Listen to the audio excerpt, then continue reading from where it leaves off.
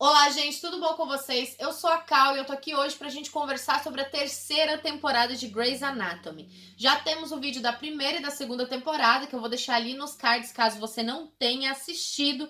E lembrando já que esses vídeos contêm spoilers das temporadas. Conversamos precisamente sobre diversos acontecimentos daquela temporada, de todos os episódios, sobre os personagens, sobre as ações, enfim. Caso você não tenha assistido Grey's Anatomy, eu recomendo que você assista a temporada, pelo menos antes, e assim a gente possa conversar mais abertamente, não tem perigo de você pegar spoilers. Peço também que caso vocês gostem de vídeos sobre Grey's Anatomy, querem continuar assistindo os vídeos das outras muitas temporadas que ainda virão vídeos aqui no canal, já se inscrevam por aqui e caso gostem do vídeo, não esqueçam de deixar um gostei aqui, porque é muito importante para que o vídeo seja enviado para mais pessoas. Mas vamos lá conversar sobre a terceira temporada de Grey's Anatomy. Já começamos a terceira temporada com a Izzy lidando com a morte do Danny e as consequências dos seus atos. E admito que não sei muito bem como reagir com o Derek falando para Meredith que está apaixonado por ela. Apesar de tudo que ele fez e tudo que ele faz ainda no decorrer das próximas temporadas,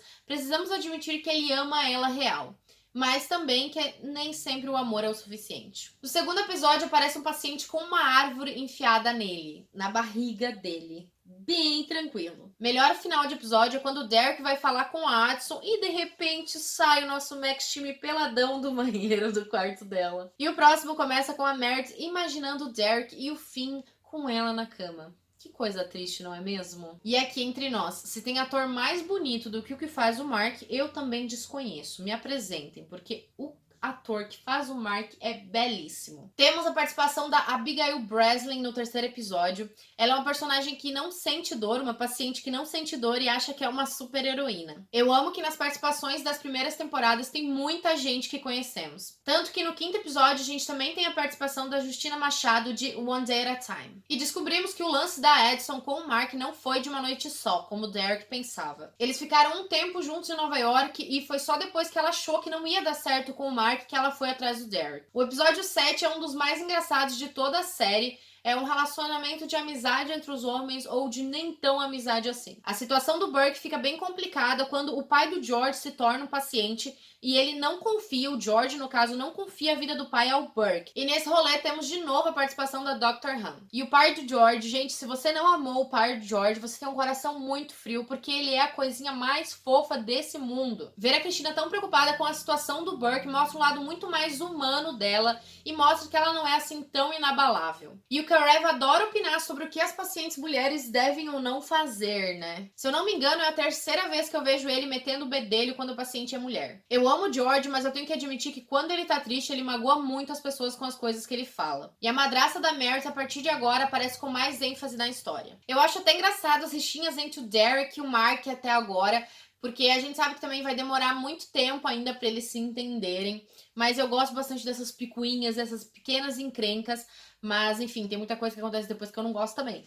Mas enquanto as rixinhas são pequenas e leves, são até divertidas de assistir. Amo o episódio que a Meredith descobre que ela ronca, apesar que depois dos próximos episódios temos a morte do pai do George, que é muito triste de acompanhar. E também temos depois o caso da menina que tem escoliose, que se eu não me engano é a atriz de Duff e de The Good Girls. E depois de tanta enrolação, o George finalmente volta com a Kelly e temos uma tentativa de relacionamento entre a Addison e o Karev que pra mim não tem nada a ver. E descobrimos também que a Addison tirou um bebê do Mark e ele tem bastante raiva dela por isso. Acompanhamos uma briga pra ver quem vai ser o novo chefe de cirurgia no lugar do Richard, quando ele se aposentar. E o George, após a morte do pai, se torna um ninfomaníaco. Alice Gray está lúcida e vai parar no hospital. Por sinal, a atriz que interpreta a Alice Gray é ótima. Eu acho ela muito expressiva. E é horrível ver ela dizer pra Meredith que a Meredith não é nada além de comum, de medíocre. Alice claramente é uma mãe narcisista. E no episódio 15 conhecemos a futura Eva. E eu acho honestamente que eu odiei mais essa personagem do que eu odiei o Danny. Porque eu odiava a personagem mesmo.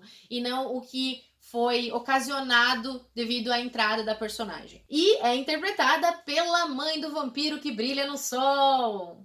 E os efeitos visuais são tão ruins quanto os efeitos visuais da filhinha da Bella, porque no começo os efeitos visuais no rosto dela estão sofríveis. Vou dividir com vocês uma opinião que é muito íntima minha, que eu acho o episódio 17 da Meredith falando com o Danny um um saco mesmo esse episódio. A única parte interessante é que no final do episódio que a Meredith tá morta, né? Ela encontra a mãe dela e aí também ela descobre que a mãe dela acabou falecendo. A Addison faz um teste com o Mark pra ele ficar 60 dias sem sexo pra ela passar a acreditar nele. Para agitar o rolê entre Christina e Burke, o Richard chama pra uma entrevista um antigo professor da Christina que ela teve um breve relacionamento. E a madrasta da Meredith aparece pra dar atenção a ela agora que a Alice morreu.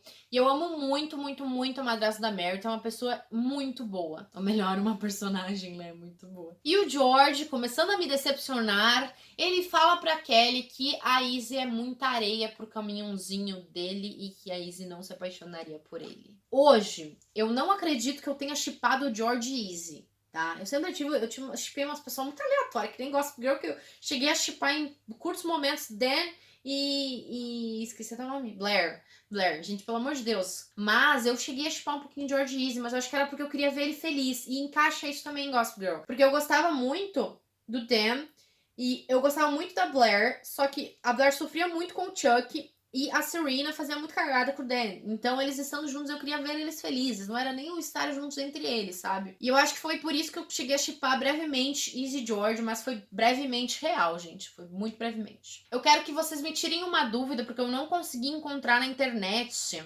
A Elizabeth Moss faz a filha da mulher que tem problema nos ossos no episódio 19. Nessa temporada, sabemos que a filha da Izzy tem leucemia e a Izzy doa a medula pra ela. No episódio 21, temos eles estudando pra fazer o teste que eles vão passar de internos para residentes. O episódio 22 é quase totalmente dedicado à minha musa, a deusa Addison, indo para Los Angeles. E assim nasceu o Private Practice, que eu nunca assisti, por sinal. Show. Mas me contem se vale a pena assistir, né? Que assim eu me dedico um pouquinho, porque eu não curti muito a proposta da série. Mas se vocês me disserem ali que vale a pena assistir, por que vale a pena assistir Private Practice, eu vou adorar saber. O fim da madrasta da Meredith começa com soluços e depois um ódio mortal do pai da Meredith por ela. Muitas temporadas, eu acho que até o final totalmente ainda não é resolvido 100% essa situação. Essa mágoa, né? Apesar que a mágoa é meio que os dois. Tanto a Meredith tem mágoa dele, quanto ele passa a ter essa mágoa da Meredith. Mas enfim, a mágoa dele não é tão fundada, né? É mais infundada, no caso. E a Lexi dá em cima do Derek. E eu não lembrava disso. E é muito semelhante com o que aconteceu entre a Meredith e o Derek, né? No final dessa temporada, nos despedimos do Burke. Coisa que honestamente eu não senti muito, porque eu acho que criou uma trama bem interessante pra Christina após a saída dele. Mesmo que triste e horrível de princípio. E eu senti tanta raiva pelo que ele fez pra ela, que se ele não sumisse, eu sumia com ele, entendeu? E o George, que eu pensava ser um dos melhores, acabou se dedicando cada vez menos e reprovou no exame. Focou em outras coisas em vez de se focar nas cirurgias e no aprendizado. Acredito que era isso que eu gostaria de falar com vocês sobre a terceira temporada de Grey's Anatomy. Nos vemos no próximo vídeo e também no próximo vídeo sobre a quarta temporada. Muito obrigada por vocês terem assistido. Eu vejo vocês no próximo. E vamos conversar nos comentários. Um grande beijo. Tchau, tchau.